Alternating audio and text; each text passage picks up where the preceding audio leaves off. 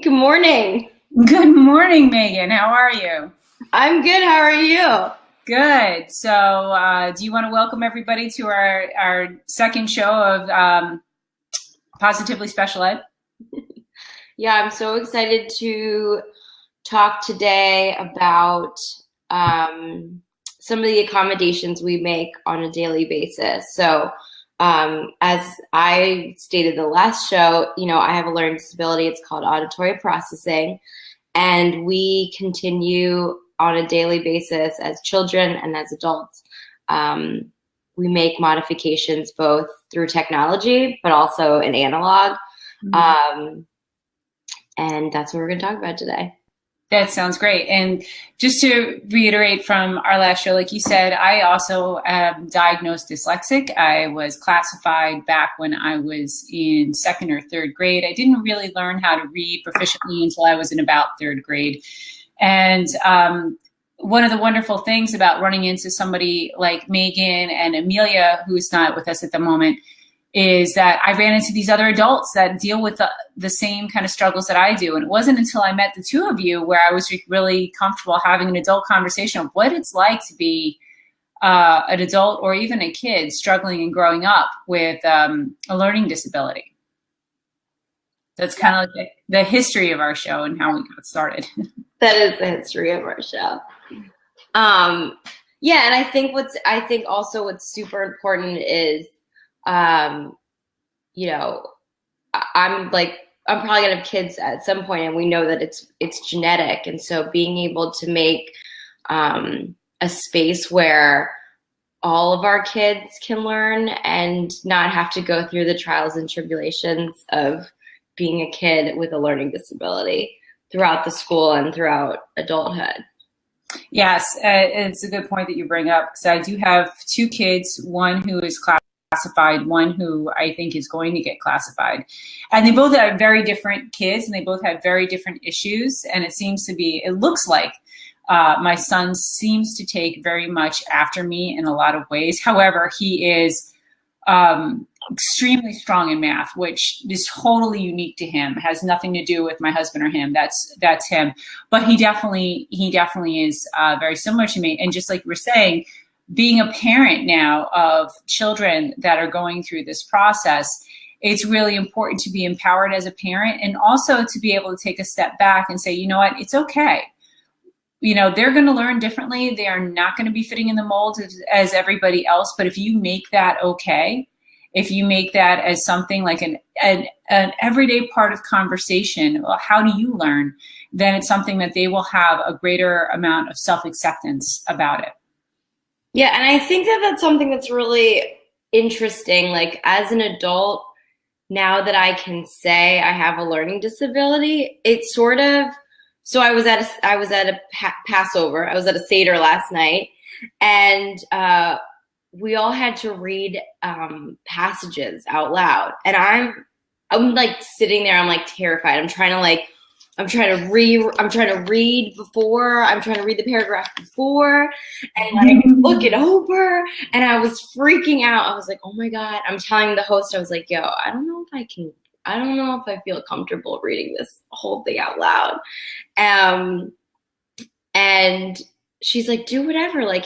And so she's like, well, if people want to pass, they can pass. If they want to go, they can go. Because everybody at the table, it's like 15 people, have to read out loud.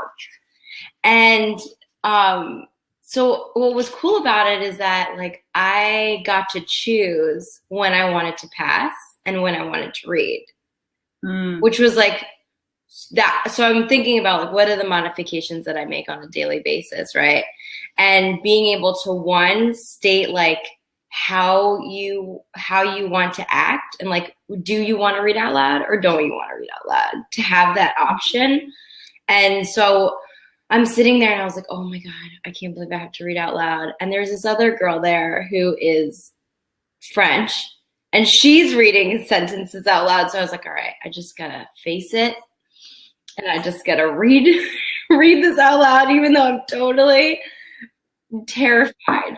But I think being able to choose what you want and also have like and voicing that and then having the people around you to like support you in that.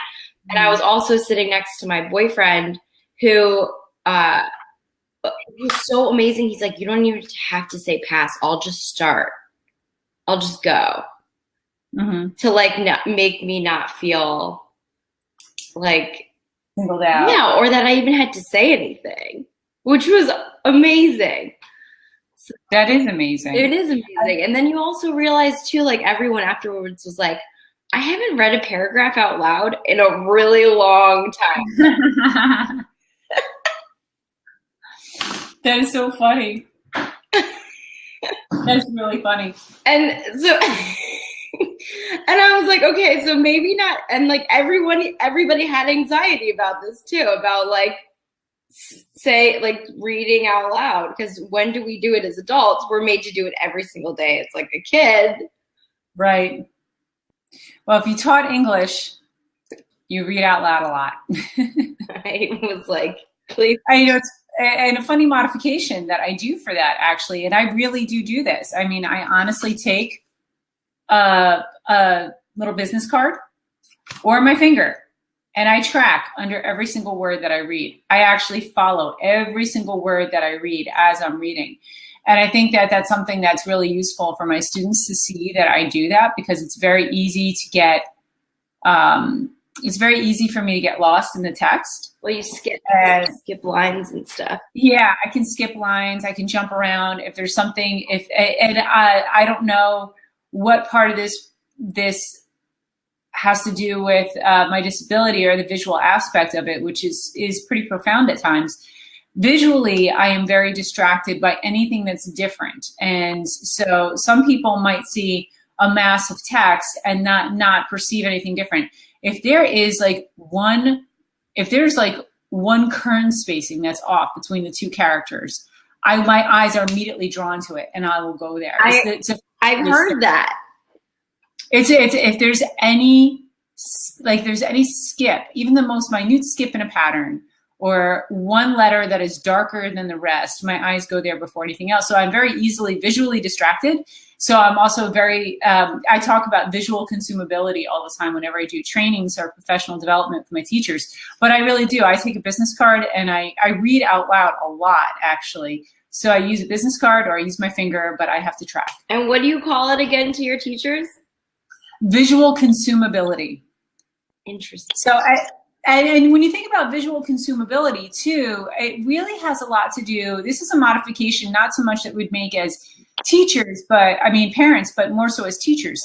If you've ever seen Erin Klein's show, she's got a blab as well, but she also has a Periscope show that she's done called Classroom Cribs.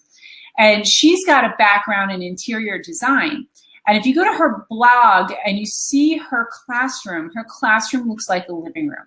It is not like one of those wild and crazy elementary school classrooms where just like everything is packed on the walls that you could possibly imagine, that there's a bulletin board every like foot. It's actually very muted. It is very chill and relaxed, and there's like couches and regular tables, and there's not a lot of posters. Everything is very visually consumable. And she said that she thinks that has a really big impact on her kids that can get set off by visual stimulation as well. I agree, because I remember just being in a classroom and being like, there's so much to look at and to not pay attention to the teacher. Yes. It really is. I mean, and if you're going, and I mean, we also have the worst lighting in the world for a classroom. Oh. Incandescent lighting is the way to go. So if you could bring in lamps, if you're allowed to do something like that, and mute the lighting a little bit, so it's not that, because you have a flicker rate in fluorescent lighting. The flicker rate exhausts the eyes. It's been known to happen. That's one of the reasons why you get tired when you look at a screen. The screen's got flicker rates too. So, and that's why when you like are videotaping somebody's screen or TV or computer screen, it looks like there's lines going through it. It's because there's a flicker rate behind that. Well, you have people that have visual disability, or that their learning disability is triggered by some kind of visual stimuli. Even though they may not be perceiving that it's happening, it is happening. So incandescent lighting, like I actually have this bad boy right here. Oh, this is an incandescent light that I have that I put right near my computer screen, so that way it actually helps negate some of the flicker rate that my eyes experience. That's interesting. I would have never thought about that. Yeah, it's one of those weird geek out things that I picked up on. No, but it makes sense. It makes total sense. Like there's sometimes throughout the day when I'm at school, I just have to literally walk outside to like feel the light. Yeah, absolutely. I think our kids need that too. I don't think they get that enough. I think they really could use that. I think it would be so great to have a lecture, if you're able to plan it, have a lecture or have part of a Socratic circle or something like that and do it outside. Yeah. I think that also, I remember when we would go outside, there was also too much stimulation. I was looking at the trees and at the leaves and feeling the grass in my feet. Yeah, but it's great though. I mean, there's so much to connect to. So yeah, that visual part, we've kind of gotten like a visual thing. So another modification that we can make now, this is coming from a teacher. So a lot of us have smartboards. I don't know if you have a smartboard in your classroom, do you? We do have smartboards in our classroom, yeah. Okay, great. So I'm also a smart notebook trainer, and one of the things that I picked up on while I was doing my trainings was that a lot of teachers might not consider, if you have a colored background is best for your smart notebook presentations. If you have a white screen and black text on the white screen and black text and you're in the back, depending on the light saturation in your room, your students are not going to be able to see from the back all the text that's on the screen. So one of the best things that you can do is have a colored background. But if you have a colored background, you don't want a severely high contrast. You want it to still be muted. So some of the best colors I found for backgrounds that help mute that visual stimuli a little bit would be like a pale purple or a muted green. This color actually is not a bad color for a background as well. So yeah, so if you have a colored background for your smart notebook files, it's easier for kids to discern their text. So you could go for a white text there. You can go for a contrast text, meaning like if I was going for a very muted pale green background, I could use a purple text if I really wanted to, but I have to make sure that that they're not, what's the word I'm looking for? They're not very intense colors. So I'm not going to go for any kind of neon or chartreuse or anything that has a really bright intensity to it, because that could also set off our kids that have any kind of visual stimulation as well. Would have never thought that. And it was funny. I was in a class the other day, and one of the kids was like, "I can't read that," and the teacher was like, "Sure you can." And I was like, "No, dude, I literally can't even read it either." Like I'm sitting all the way in the back, and I really can't read. Yeah. Yeah. And when the sun was hitting the board, like you just couldn't read it. A lot of teachers don't, we are so swamped with the day that when we're doing our lessons, we're so used to just doing our lessons, like we develop our lessons and then we launch our lessons, but we don't practice our lessons. And unless it's like an observation that we're going through, we don't have the time really. To put the screen up, to put Smart Notebook up, and walk around our classroom and think, okay, is everybody going to be able to see this? So then that's what you should ask. Can everybody see what I'm writing on the board? Yes, but how many kids? You're going to have a bunch of kids that are never going to answer. But oh yeah, I can see it. But at least there's an opportunity. Yeah, I agree. I mean, you absolutely should have. Like, what if you're sitting next to someone who's like, I can't see it, and you're like, thank God they said it. I agree. I think it's really important to take in consideration all the different factors. So when we're speaking just visually, we have the different designs of Smart Notebook files. Then we have the design of the classroom, where I really totally think that if I were to ever go in the classroom again, my classroom would look so much different than it used to look. Like it would look much more like a living room than it would a traditional classroom. I might have a few framed posters, literally, and that's it.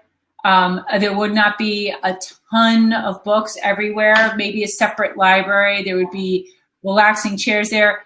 I would probably, if I was allowed to, have area rugs, make it more of like an innovative and relaxed space. I think that that also makes a big, big difference too in our kids. I think I have a big map. I love maps. I think, you know what would be so great about maps though too, when you talk about it in an ELA classroom or a background like that, it would be so great to have a map up and then just simply pin the map of where are the stories that we're reading, like where are they taking place? And just something as simple as that just crosses some of those connections for students. And then if you get into the whole ed tech thing, then we can just like look on it in Google Street View with cardboard, but then I'm going to go in my whole ed tech thing and I'm not going to go there right now. No, actually, my boyfriend for my birthday, I've traveled like all over the world. And so my boyfriend for my birthday bought me this huge map where you can pin it, like pin where you've been. And so it says like the travels of Meg and Hayden. And so we did. Oh, that's so awesome. Yeah. You get to like pin everywhere I've been and then everywhere we've been together. So it's really nice. I was thinking about doing that with my family, but we just haven't been that many places, so it would look a little sad. Well, you could just do the state of like New York or the United States. Yes, I haven't got my kids out of the U.S. yet, so we'll definitely see. So we have that's something that's interesting. So my mother's from Peru, right, and she's a Spanish teacher, and what's happening now with students with learning disabilities, at least in my area of New Jersey, is they are having kids with learning disabilities opt out of language because they're like, well, if they can't understand the English language and it's too hard for kids to process the English language, then they shouldn't learn another language. And so I swear to oh my gosh. So this is so. Oh my gosh. So my mom's like, well, like, no, my daughter's going to learn Spanish. And what ends up happening is that Spanish is actually, it's so easy for me to read because it makes sense. It makes sense. It sounds like what it's supposed to sound like. It's written like, oh my gosh, you're supposed to spell it out. So like, it's easier for me to read out loud in Spanish than it is in English. And so actually, one thing that's like super interesting is going back to those modifications. It's really about telling people your story, telling people how you learn. And so, and like, it opens up the world. So like, I can't, with people, like my kids are all African American and they have the craziest names, and I literally cannot spell them out because they're words that like I don't know how to spell out. Right, not phonetic. Yeah. And so, or sometimes it is more phonetic. It's just, so it's not phonetic. And so what ends up happening is I tell people that I've ended up, the way I read is because I've memorized every single word and then what it should sound like for every single word that exists that I can say. And so I do the same. I had to do the same thing. That's how I learned how to read. Phonetically, I couldn't, which is a struggle that my son is having. We're going to have his CSE meeting on Tuesday. And that's one of the things that I'm really struggling with, is that he's bombing his tests in a big way. And it's because he cannot understand what he's reading cognitively. He's still trying to break down the words. So he doesn't understand comprehension wise what he's supposed to be doing. So there's a lot. And I had, I requested some additional tests for him. I requested the CTOP, which is a comprehensive phonetical awareness test, and the WIST, which is another reading comprehension test. And both of which was really, really poor at. And I knew that was going to happen. And he's going to be the same way, just like you and me. It's going to have to be rote. It's just going to have to be rote. That's how he's going to have to learn his words. And I'm still the same way. But as long as he knows that, like, it's not be able to sound out the words. It's just, and so something that I think is really important too is teaching our kids, like, one thing that a teacher was telling me about that I thought was a really good idea is to have like a word bank at the top right Yes. everything so that you don't learn how to spell things incorrectly. Yeah. Because it becomes habitual. Like literally that's what we see because that's what we think. Okay, so this is a modification. That's there's another modification. There's a modification right here. I'm gonna back up. This is a word wall. I've been meaning to do one for my son. I'm gonna have to do one for 3rd grade. This is a kindergarten word wall. Take a look at this. This I totally got from a kindergarten teacher named Christina Taylor in Warwick Valley Central School District. She's an awesome kindergarten teacher.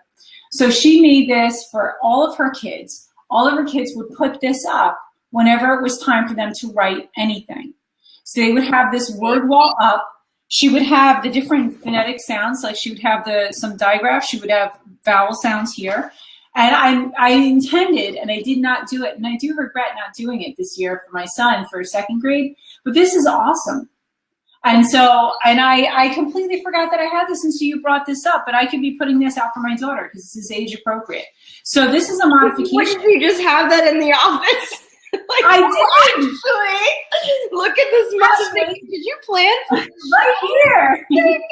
I just knew where it happened to be. But this modification is awesome. It's incredible. It doesn't matter if you've got a special ed kid or not. Right. Kids that are in the process of language acquisition, break this bad boy out. She just took, these are nothing more than just 2 folders that the teacher taped together, and she put these words from, what do we have? A to L, and then M to Y here. Where'd she put Z? They might not have been dealing with Z because there's so few letters that use it. But that's so true because it's so funny, even as an adult, right? So my one of my friends who's also dyslexic, his spelling is like, it's terrible, but it's phonetic. And I was thinking to myself, I was like, oh my God, he spells everything like so wrong. And then I was like, I can't believe I'm even saying that. Like, why does it matter? Why is spelling the thing that catches us as to like the person, right? Right. That's how we identify people and their strengths is like still through spelling. I know, and it's so ironic too, because with voice recognition, the kind of technology that we have now, it is just not as imperative. I don't mean to take anything away from the skill of knowing how to properly express yourself. But when we're focusing on the measure of a person being on the mechanics, and when mechanics are the delivery of the mechanics, and that's really what it is, right? It's not about the mechanics of spelling. It's about how we're teaching spelling. When you have certain kids that cannot comprehend that type of mechanic, then what's the point? It's not an appropriate measure. Circumvent the mechanic and let the child express themselves. Right, exactly. So we have voice recognition. I mean, that's another modification. I think I spoke about that in our first show. I use voice recognition on my laptop quite frequently just to do my notes for my job. So I keep a log of all the work that I do in my districts. And the only ways I can do it quickly enough is simply by using voice recognition. That's so smart. I never thought of that. Oh yeah, I use voice recognition and dictation all the time. And when you're dealing with kids that are like us, and especially my son has an occupational therapy modification. His fine motor articulation in his hands is not where it needs to be. Plus at 2nd grade, they don't know the keyboard. And if they don't have a proper tripod, you have some kids that when they're developing their tripods, you have some kids that are doing this, you have some kids that do this. And we're taught when you're teaching kindergarten that this is the most efficient way for a child to learn how to write. It's going to spare their energy in their arm. They won't get tired out. If you have kids in your classroom that are doing this, their hands are going to become exhausted much faster than a child who's tripoding correctly. So if you have a kid that can't even hold their pen the right way because they haven't developed all the muscles in here completely, Use speech recognition, for crying out loud. They'll get there. Eventually, they're going to get there. They're going to grow. It will work. It's right. It's just like it's like trying to use a tool that like you can't really use, like a pen. So why don't you use the tool that will get you to where you want to go? Like, why does it matter what the tool is? I think that's really important. Yeah, I think it's really important that, you know, as parents and as teachers, it's really important to realize, you know, are we being what's the word I want to look for here? Are we being restrained by teaching the mechanic, or are we trying to release the concept? And the mechanic is phonemes. They have to be able to decode phonemes. They have to be, why? Right. We're breaking things. They don't have to do phonemes if they don't want to. You and I learned by rote memorization. I had to build off rote words, smaller root words. And I learned by whole language. I still can't sound things out. But that's what was so interesting, like going back to the language and having a learning disability, is I know more words because I know Spanish. Yes. I mean, that's obvious, right? So like I can understand the concept of that word because I know another language, right? And so it's so crazy. So this is what they've done. So they have taken kids out of language because God forbid, like they could never learn another language, right? Mm-hmm. And because they don't understand English or can't understand English or can't process it quick enough. So how could they process another language? But then what they're doing is like a lot of colleges will not accept kids without a language. So they have to take a language anyway to even get into the So now kids, not only do they have a learning disability, now they have a smaller choice of colleges that will accept them because of not having the language. That's crazy. It's just crazy because we're pigeonholing these children. And you said it a number of times. You said, how many entrepreneurs have learning disabilities? 1/3.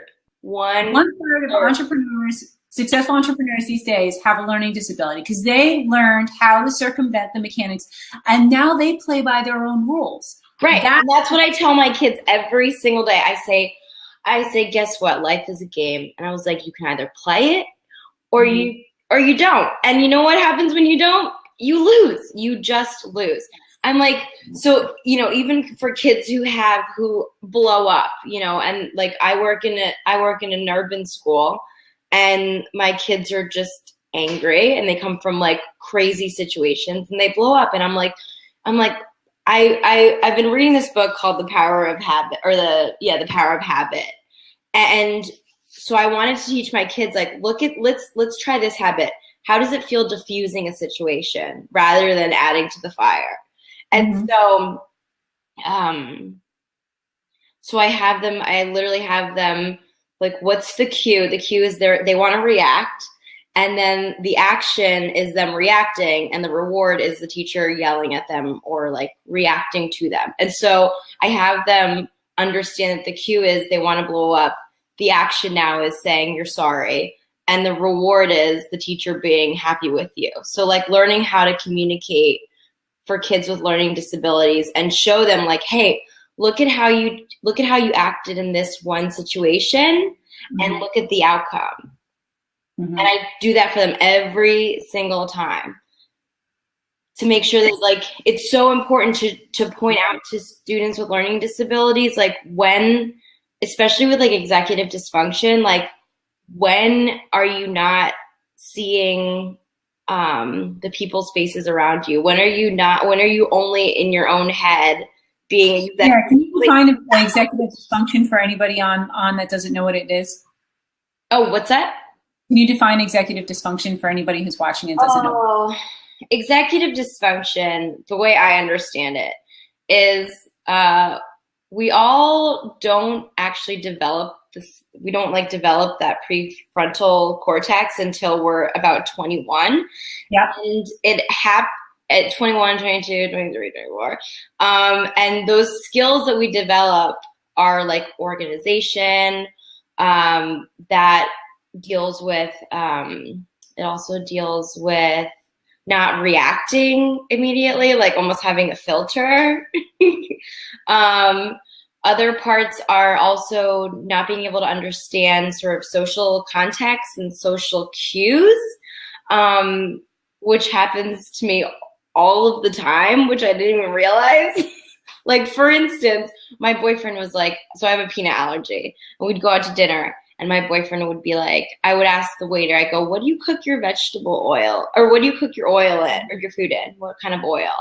And they would say, and they'd look at me like really weird, and my boyfriend would say, why don't you just start off with, I have a peanut allergy. He's like, don't you see their faces? Like, they look all confused. Why do you not see that? And I think it's part of the executive dysfunction, where you're just not realizing sort of what you're saying or what you're doing or how other people are like reacting towards you.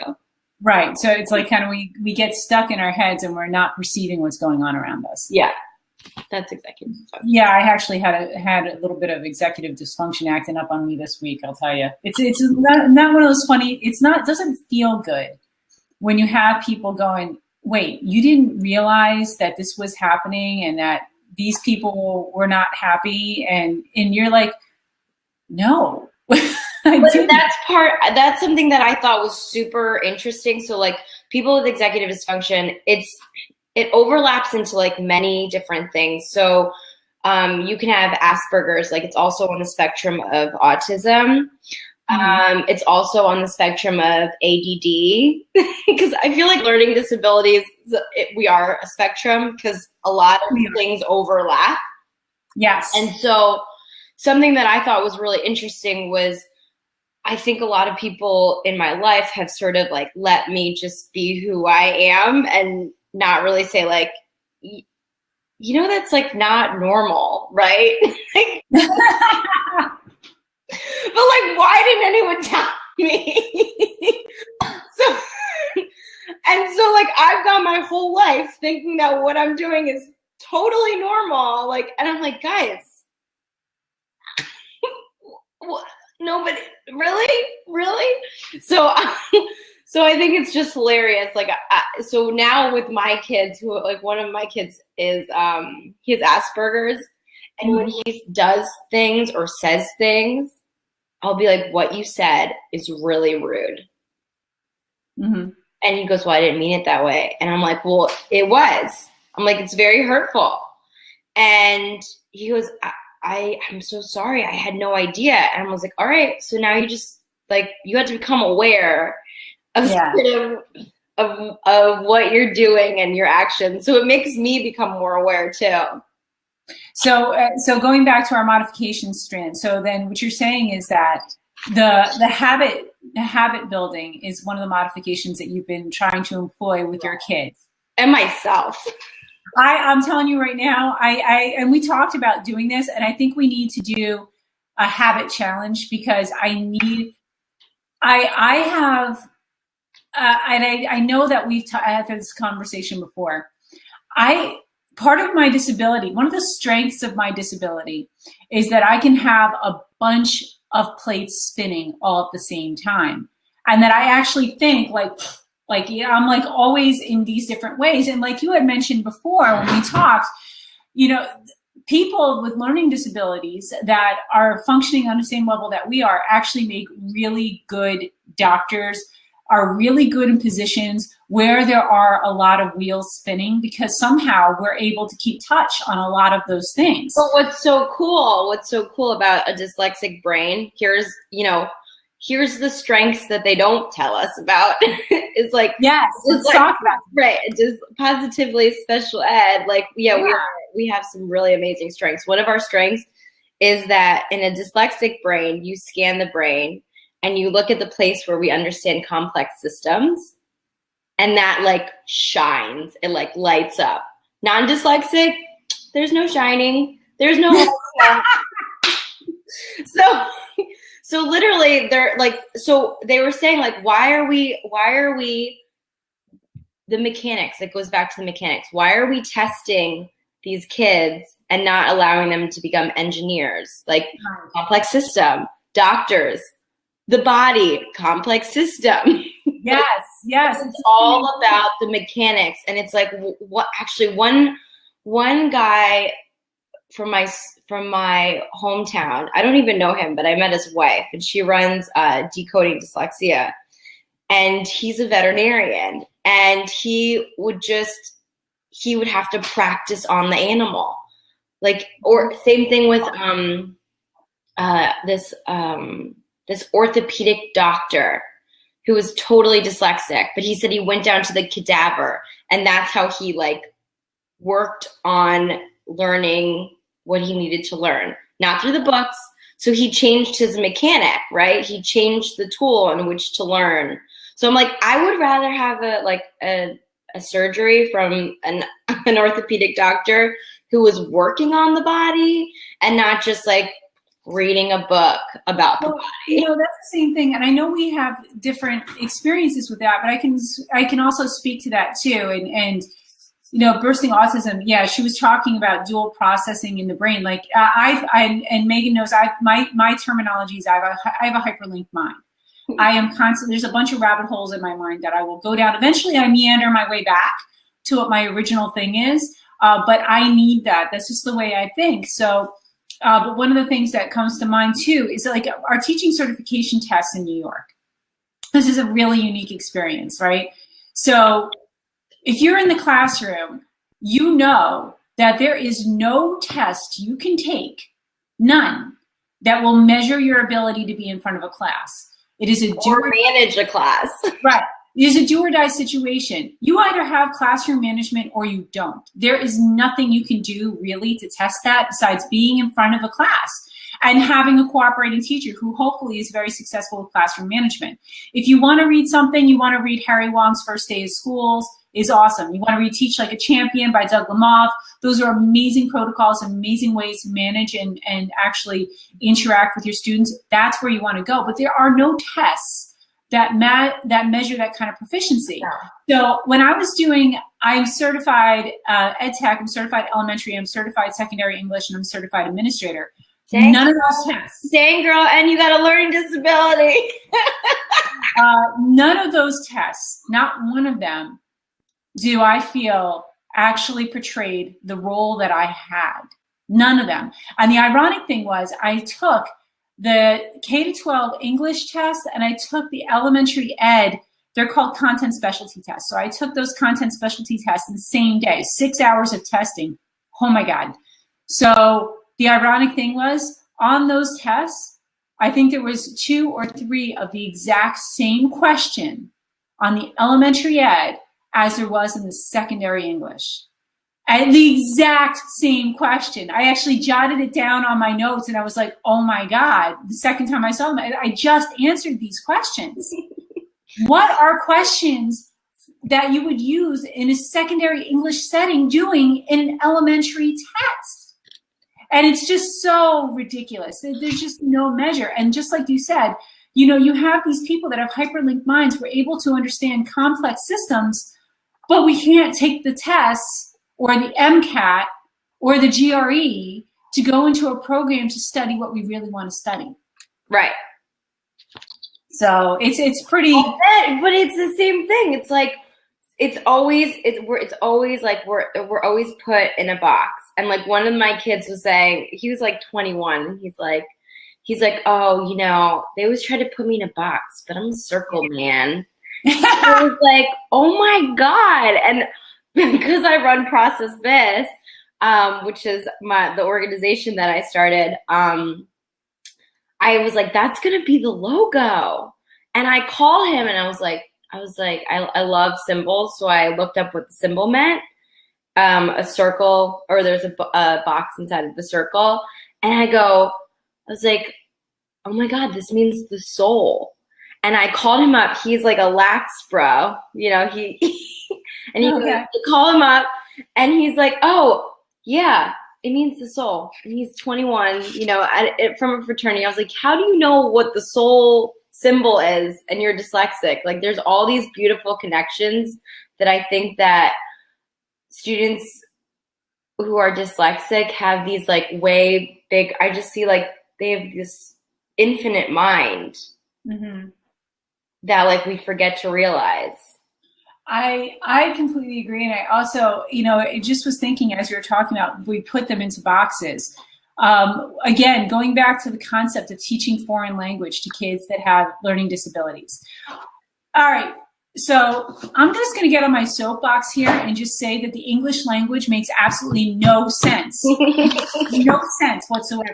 If you take a look at Spanish, if you take a look at Chinese, all right, now I have not learned Spanish proficiently. I can speak Mandarin, and I'm telling you right now that Mandarin makes a heck of a lot more sense than the English language does. Well, everything's a symbol. Counting, it makes more sense. So in the English language, we have 0 through 9, and then we have 10, then we have 11, then we have 12, then we have 13. There's these new words for something that is simply the number 10 plus a bunch of ones. Right. In Chinese, it's not like that.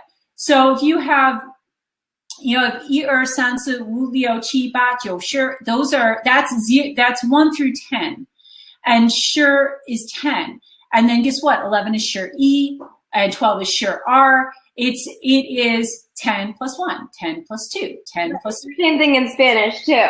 Yeah, same thing in Spanish. And then when you get to the 20s, instead of 10 plus, it's actually 2 times the 10. So it'll be Arsher is 20.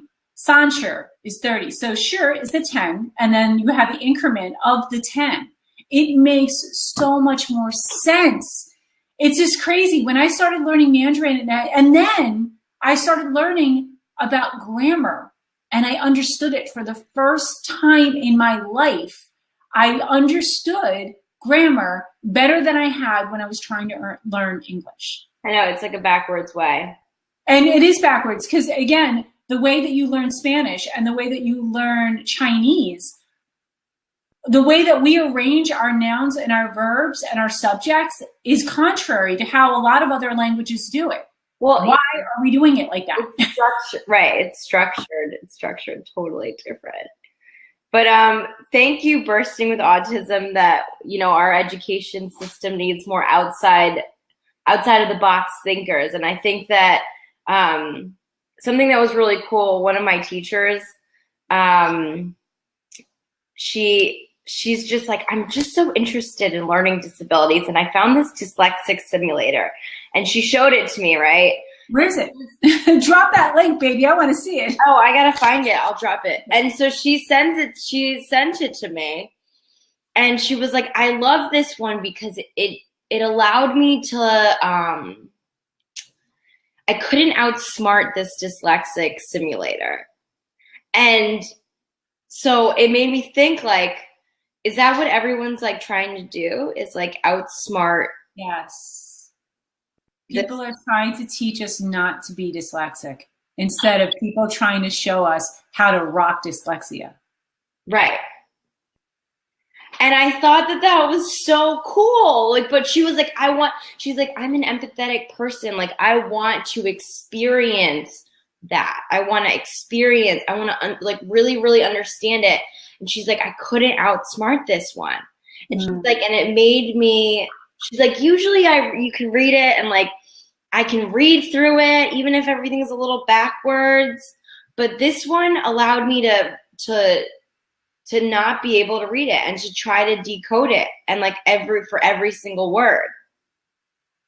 And just even having that conversation about that was so interesting. You talk about empathy, right? You talk about putting yourself in somebody else's shoes, how they learn, how they read. And like, even to my friends, I was like, oh, I found this dyslexic simulator, even though I'm not dyslexic, even though I have a learning disability, even though it's not like yours. And I showed it to you, and they were like, yeah, this is exactly how it feels. This is exactly how it looks. Mm-hmm. And I thought that was it. I just think that we all have to like tell our stories, because it's so important in order to tell the story. Like, you have to tell the stories. you do have to tell stories. And I think that we need to be able to draw these lines and connections for people. And I love talking about this stuff with you so much. It's so much fun. It really, really is. Yeah, you know what? I think you're right, Bursting. It's been so hard for us to try and get our act together. But once Megan and I get going, we just don't want to stop. So I think we're gonna have to. I would look up at the time. I was like, it's 10:30. Yeah, I know. It's like, no, it can't be done. But we have to do some evening ones because and I really think that we have a lot of stuff to share because it's really, really important. I mean, this whole show was just talking about different modifications or different approaches that we've made or that we can make as teachers. But it's so rich and it's such a dense topic. And Megan really touched on it, is that we're trying to teach these kids. Instead of trying to teach kids how to overcome a learning disability, how about we try and teach them how to rock their learning disability? How about we try and teach them to be students of how they learn? If they know how they learn, then they can communicate it with us. And if they know how they learn, then they can go ahead and be successful in any adventure they want to do. But if I don't have their paradigm, I am not going to be able to help them. The only thing I can do is coach them and ask them, does this make sense to you? If it doesn't feel right, let's bag it. Let's try something different. I had one of this principal. Once you start having these conversations with educators, it's like it's so amazing. This one principal said, I was talking to him about learning disabilities and telling him that I had one, and he's asking me all these questions. He's really interested. Yes. People are interested.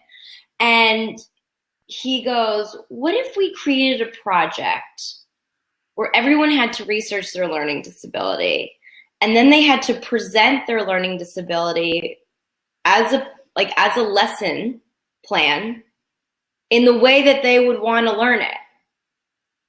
Yeah, I think that's awesome. Or teach it, right? So if you're a kid with learning disability, if you're dyslexic, how would you teach a classroom?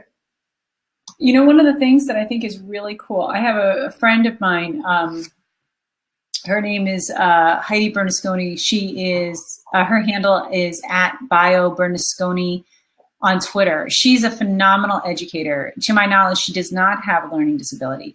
But one of the first things that she does whenever she starts the school year is she has the kids take an assessment and an assessment on how they learn best.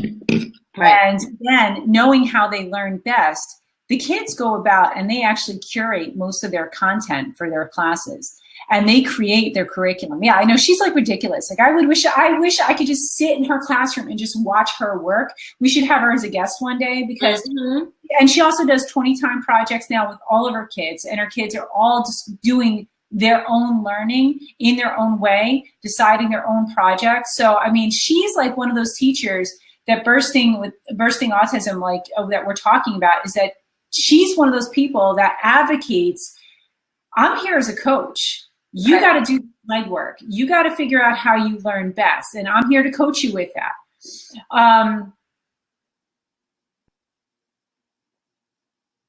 Okay, so anyway, she's somebody that would definitely be worthwhile bringing in because of that, that she really advocates the students learning how they learn. And that's really important. I think that we all do that. I also took, I'm going to see if I can find it. Something that's really at Bursting just shared some really. Go ahead, read that out loud. Yeah.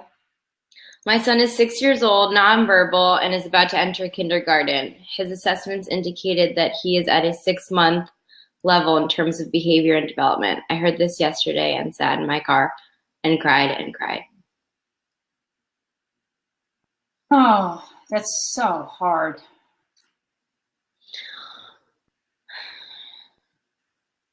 I just think that is what we're meant to like feel, but I think it was really interesting. My friend, I went to the Seder yesterday, and I was my friend was telling me that she's teaching 2-year-olds, and she was saying that she teaches 2-year-olds to dance and how to plant, right? And so through dance, she says, all right, what do we do when we plant this? Like when we plant something, we have the seeds and we have to put the seeds, and she's like doing all these movements, the seeds in the ground. And then we have to and then the rain comes down, and these 2-year-olds are learning about, like, they know so much. Like to say that a 6-year-old is at a 6-month level, there's so much that your child has to offer in terms of being present, of being just being a person in this life. I don't know. And I think, and I'm so sorry. Yeah, I know that. I mean, it is so hard. Yeah, and that's the other thing too, Bursting, is that these assessments that we give our kids, like my son has just been measured a bunch of times. We have a CSE meeting on Tuesday. I've requested more tests because he's not getting the services he needs insofar as his reading. He's got wonderful teachers. He's got in a wonderful school district, and he's in a great building. I have no qualms at all about the support that they've deemed that he gets, but he needs more. But again, these tests are the mechanics. That's right. It is not the full picture. And we have to keep that in mind, that these tests are only designed to measure the mechanics and not the overall concept, and not the motivations, and not the character of the child. So and not the growth, and like not the growth in the places that it matters. Right. So your child right now you could be looking at a test right now that's saying that your child's on a 6-month developmental level, and by adulthood, your child could be a hero for his cause. There's nothing on a test that's going to define what he's going to do or who he's going to be. And that's one of the things that Megan and I constantly are talking about, is just that, when I was classified, my school wanted to pull me out and put me in a school for special kids. And it was everything that my single mother could do. And the only reason why she was able to do it was because a tutor that specialized in learning disabilities took pity on my mom, because we were both on welfare and we had no money, no resources. She took me on for free for several years. The only thing that stopped us was one knowledgeable person. So it's really hard. It's really, really hard to navigate that and keep your hopes up. But I would just send hugs to you and just say, please keep your hopes up. It will work out. It's just that these tests are so inadequate as a measure. I also put and they're made to like not, they're literally, there's no strength. Like is what I love about Jen, is that you talk about strengths all the time. Like, where are the strength tests? I just dropped one. I know you just dropped it. Yes, I dropped one. But it's like, where are the strength tests in education? There are none. That's what we need. That's so what we need. You're trying to find a baseline as to like, right, where are we the worst? Right. So how do we rise? Right. So I think that, Megan, check that. I did the Gallup strength test and I did the more general one. I'll probably do the more in-depth one. But it says, like, these are your strengths. And then it actually has people who display the same strengths. So for each strength that I have, they give you your top 5 strengths. For each strength that you have, they interview a person that has that top 5 strength, what role they do, what work they do. And it's funny. Get better. It's so cool. It's really good. I totally did that. I did that too after you told me to do this. I got futuristic, activator, positively, self-assurance, and command. Yeah, totally see that with all of you. Let me see. I forgot what I got. Let me go back to my Strength Center thing here. My top 5 strengths are individualization, connectedness. I am a learner, I am an arranger, and I am an activator. Ooh. Well, at least we both got activators. Yes. Fist bump. Yes, well, and that's what we're doing, right? That's exactly what we're doing right here. We have a voice and we want to talk about these things. And it's so funny as an arranger, because I just put in I just finished 2 weeks ago. This is one of those things that my dyslexia lends itself to, is I just coordinated my fourth conference is coming up, but it's a really small one. I just planned my biggest conference. I had 406 attendees. I had 40 superintendents. I had 34 vendors. I had 2 keynote speakers. I had 36 breakout sessions. And if you would have told me back in high school, when I could not even graduate because of my math grades, my teachers just gave it to me. And my teachers just gave it to me in college too. I did not pull the grades to be able to graduate. It was a gift. If you would have told me back then that I would be capable of doing what I do now, that I run a blog, that I run a consultancy, that I can speak in front of large groups of people, that I can coordinate an entire conference, that I can do professional development for entire districts and help them plan their professional development plans, I would have said there's no way possible, because I was being pigeonholed and nobody was able to take a moment, because nobody knew how to examine your strengths.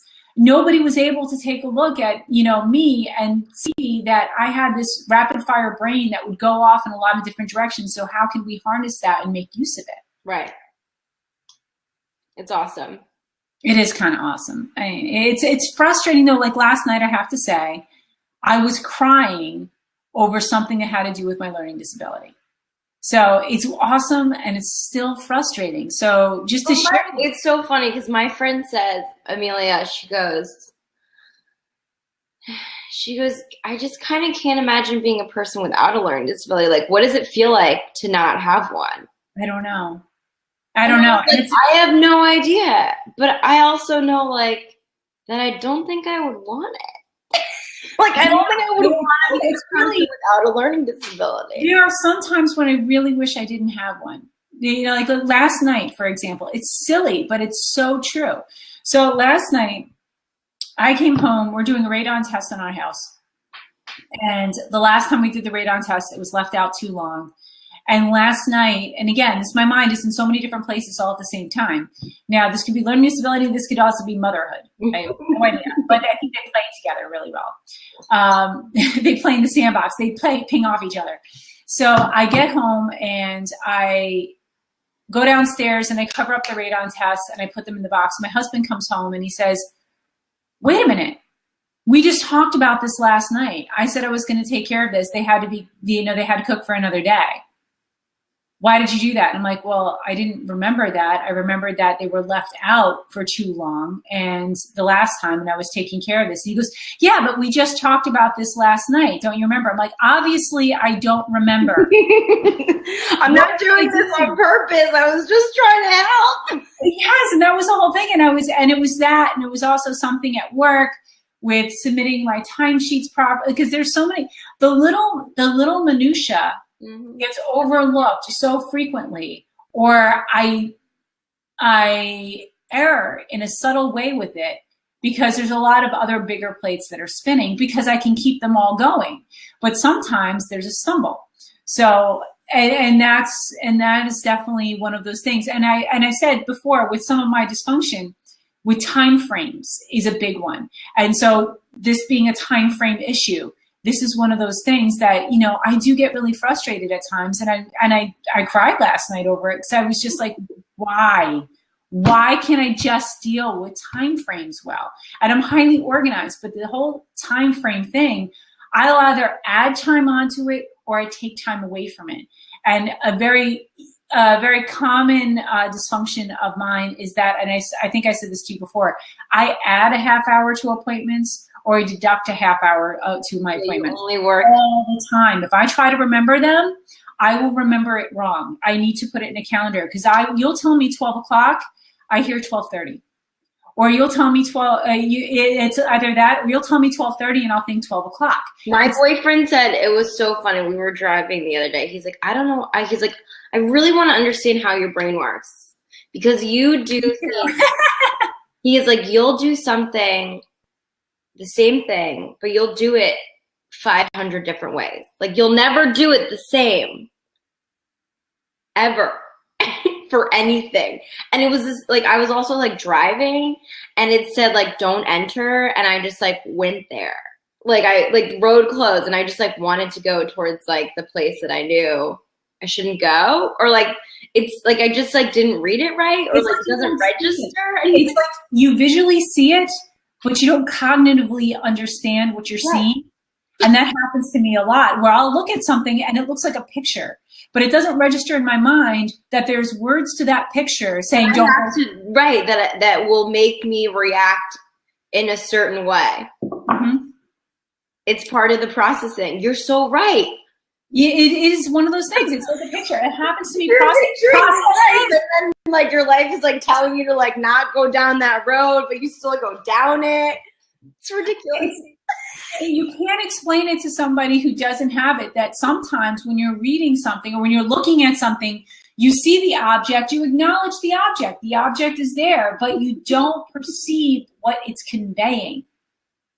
And that's the crazy thing about the processing issue for me. So my issue with processing also is, yeah, exactly, Bursting. It doesn't register. You acknowledge it, but it doesn't register sometimes.